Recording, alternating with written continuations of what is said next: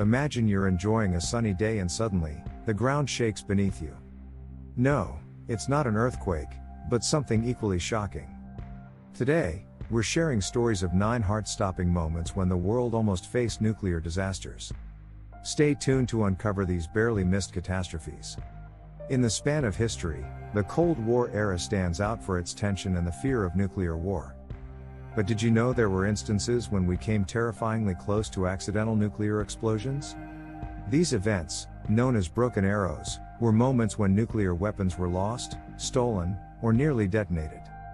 Let's take a closer look at these 9 alarming incidents that could have changed the world as we know it. 9 nuclear near misses during the Cold War. Known as broken arrows, these mishaps verged on atomic nuclear destruction. 1. Kirtland Air Force Base, New Mexico, May 22, 1957. On May 22, 1957, citizens of Albuquerque were out enjoying a beautiful spring day when something that felt like a nuclear bomb practically rocked them. They hadn't been far away. Nobody is really sure what went wrong on board the B-36 carrying a nuclear weapon that day as it was being transported from Texas to New Mexico, but the device managed to fall through the bomb bay doors and crash in a field south of Kirtland Air Force Base, some 1,700 feet below. When the conventional explosives exploded, a crater that was 25 feet broad and 12 feet deep was created.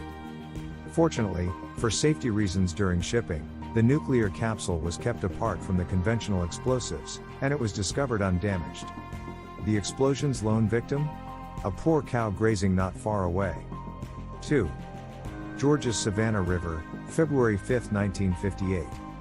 Following a mid-air collision between a B-47 carrying a nuclear warhead and an F-86 aircraft during a training simulation in February 1958, officials made the decision to dump the bomb into the Savannah River. Fortunately, the conventional explosives in the device did not explode when the weapon slipped into the water, and the nuclear capsule was not put in the weapon, as is customary with the nuclear version of a live fire practice. The bomb could never be found despite the Air Force searching until mid-April. Locals now call this broken arrow the Tybee bomb. 3. Florence, South Carolina, March 11, 1958. In March of 1958, another arrow landed in the southeast region of the country while military divers searched the Savannah River in Georgia for a broken one. Soon after takeoff from South Carolina for an overseas location, a B-47E carrying a thermonuclear weapon unintentionally ditched it. In a suburban Florence neighborhood, the conventional explosives exploded upon impact with the earth, destroying a house and injuring other people. 4. Texas's Dyess Air Force Base, November 4, 1958. It's problematic when a nuclear-armed B-47 catches fire on takeoff. That's what happened in November 1958 when a B-47 carrying a thermonuclear weapon was flown out of Dyess Air Force Base in Texas. At 1,500 feet, it started to have problems. A crater of 35 feet in diameter and 6 feet deep was blasted by the bomb's conventional explosives when the jet fell, killing one of the crew members who had successfully ejected. At the scene, every nuclear component was found. 5. North Carolina's Goldsboro, January 24, 1961. In January 1961, a single safety switch stopped a 20-megaton Mk-39 hydrogen bomb from exploding in North Carolina, in one of the closest calls in the history of accidental nuclear detonations. A fuel leak in the wing of a B-52 carrying 2 of the bombs caused the aircraft to explode, dropping both bombs to Earth. One bomb's parachute opened, but the second weapon broke apart when it hit the ground and 5 of its 6 safety systems malfunctioned, almost causing it to explode. The bomb's plutonium was retrieved by the Air Force, but the uranium-containing thermonuclear stage was never located. After that, the Air Force bought and walled off a land easement in the region where authorities think the uranium is located. 6. March 14, 1961, California's Yuba City. In March 1961, when the B-52's compartment pressurization system failed at 10,000 feet, a brave Air Force commander gave the order for his crew to bail out of the damaged aircraft carrying 2 thermonuclear weapons. Before ejecting to safety at 4,000 feet, the captain stayed on board to steer the aircraft away from densely populated regions close to Yuba City, California. The airplane crashed, tearing apart its 2 nuclear armaments, but nothing detonated and no radioactive material was discharged. 7. Palomares, Spain, January 17, 1966.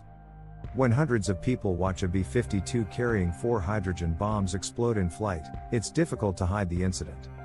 So when the episode, now known as the Palomares incident, appeared on the top page of the New York Times 3 days after it happened in January 1966, it did not come as a surprise to anyone. The fuel plane's boom impacted an American B-52 flying on airborne alert during a regular refueling operation over Spain. This quickly destroyed both planes and killed 7 of the 11 crew members.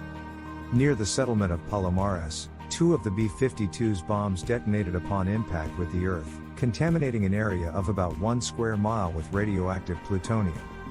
Although the 4th weapon fell into the Mediterranean Sea, another bomb was discovered unexploded in a riverbank. A local fisherman saw that broken arrow and immediately filed a claim in court to salvage the rights. The fisherman would have received $20 million, or 1% of the device's $2 billion value, under the salvage rights under current marine law. An undisclosed amount was allegedly settled out of court by the Air Force. 8. Thule Air Force Base, Greenland, January 21, 1968. A B-52 on alert near the Arctic Circle in January 1968 attempted to land at Thule Air Force Base in Greenland after a fire broke out in the navigator's compartment.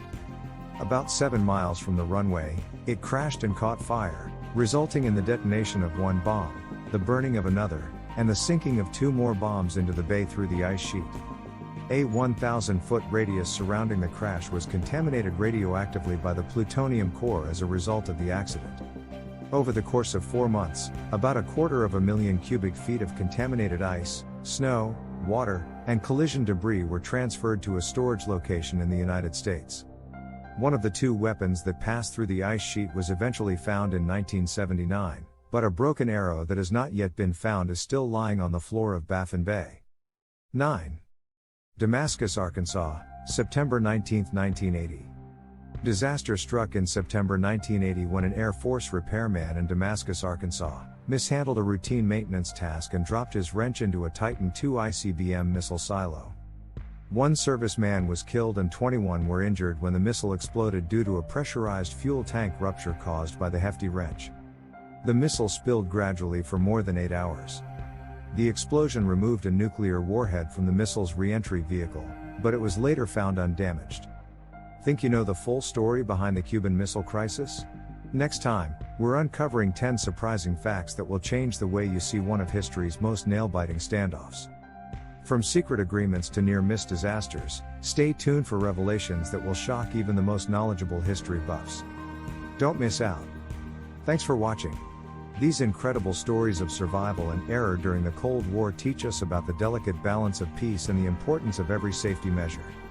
For more fascinating tales from history and insights into how we've navigated the challenges of the past, don't forget to like, share, and subscribe.